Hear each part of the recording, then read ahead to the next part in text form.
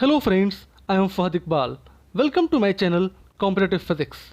In this video, we will take a journey to the center of the sun. Our sun shapes every day of life on Earth. It provides the Earth with the heat and lightning necessary for life. Our sun is just the easiest to study of the trillions of stars surrounding us.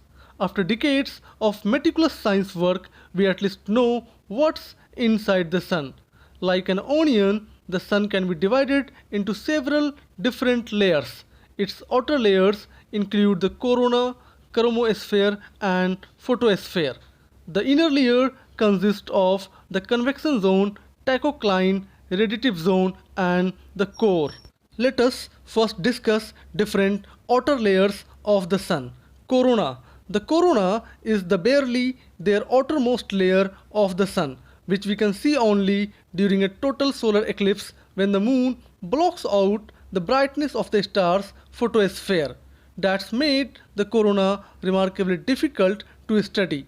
But NASA has launched the Parker Solar Probe robotic spacecraft on 12th August 2018 with the mission of repeatedly probing and making observations of the outer corona of the sun.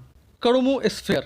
The chromosphere is usually incredibly difficult to see because it just leaves a reddish glow around the sun.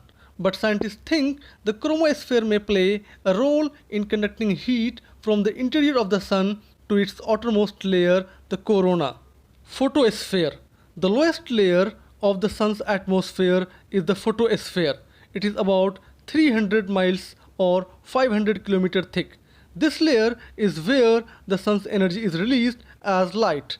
Here, temperatures are relatively temperate at about 10,000 degrees Fahrenheit. Now, it's time to take a dive into the inner layers of the sun. Convection zone. The convection zone spans the 2 lakh kilometers immediately below the photosphere and constitutes the outermost 30% of the sun's interior. As the name suggests, the convection zone facilitates the heat transfer process, convection. The convection zone starts where the sun's density weakens, continuing the heat transfer begun deeper in the sun. According to NASA, photons pick up speed in this region and large bubbles of hot plasma quickly rise through the convection zone. Tachocline. A thin interface layer known as the tachocline lies underneath the convection zone, dividing it from the radiative zone. The tachocline is characterized by significant shifts in chemical composition, rotation rate, and other traits, and in spite of its small size, plays an important role in understanding the sun. Radiative zone. Just outside the fission core, the massive number of photons dominates the physics. Energy from the core is transported outwards directly by the radiation itself, hence the name radiative zone. Although photons travel at the speed of light, scientists estimate that a photon could take up to 1,000,000 years to travel through the sun's radiative zone to the tachocline.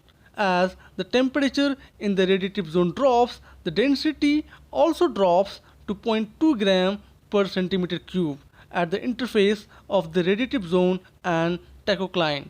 The photons can then travel to the surface of the sun, from which they can reach the earth within 8 minutes. Center of the sun, the core. Deep in the heart of our sun is its core. The core of the sun hosts the fusion reactions that powers our nearest star. There's no adjective quite strong enough to describe just how hot and dense the core is, where temperatures reaches over 15 million degrees Celsius and material is packed together more than 10 times more densely than in lead. In the process of fusing hydrogen to form helium, the nuclear reactions produce elementary particles called neutrinos. An immense amount of energy is released in neutrinos, the major byproduct of the proton-proton chain. The neutrino is also much more difficult to detect on Earth than the proton. I hope you like this video. Please like and share my videos and subscribe my channel if you have not subscribed it yet. Thank you for watching.